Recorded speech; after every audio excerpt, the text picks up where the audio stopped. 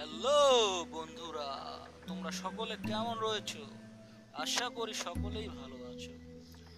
আজ আমি তোমাদেরকে একটি নতুন বিষয় নিয়ে বলবো।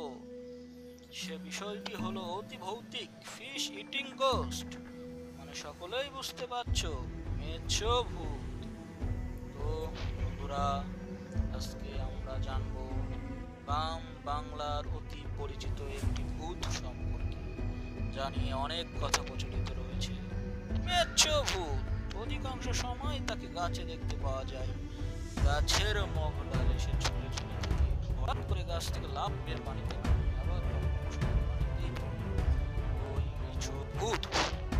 তো বন্ধুরা, মেছো ভূত অত্যন্ত একটি ভয়ঙ্কর ভূত। সে অধিকাংশ সময় দুপুর বেলা বিশেষ করে গাছে থাকে। দুপুর বেলায় সে বিভিন্ন পুকুর ঘাটে পুকুরের মাছ সংগ্রহ করে। আসল কথা হলো, তারা মাছ সংগ্রহ করায় এবং কাঁচা কাঁচা মাছ খায়। শুধু যে মাছ খায় তাই তো নয়, কারণ পুকুর ঘাটে যদি কেউ গোসল করতে যায় তাহলে তার অবস্থাও খুবই খারাপ হয়। তার প্রধান কারণ মেছো ভূত।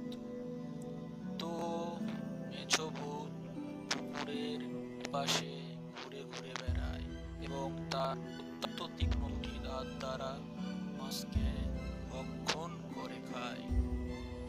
তারা সব সময় পানির ধারে এবং পুকুরের ধারে ঘুরে ঘুরে বেড়ায়। আবার অনেক সময় অনেক মানুষও তাদের শিকার হয়।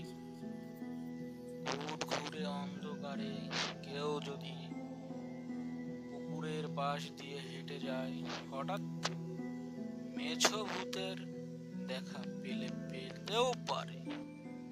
তো মেছো ভূতের দেখা সবসময় যে পাওয়া যাবে তাও নয়। যে সেই মেছো ভূতের দেখা পায় সে অনেকেই বেঁচে ফিরে, আবার অনেকেই বেঁচে ফিরতে পারে না। তো আপনারা সব সময় মেছো ভূত থেকে বাঁচার জন্য দিনের বেলা দুপুরের সময় গোসলের থেকে বিরত থাকবে এবং ঘুটঘুটে রাতে পুকুরে যেতে অবশ্যই সাবধানতা অবলম্বন করবে।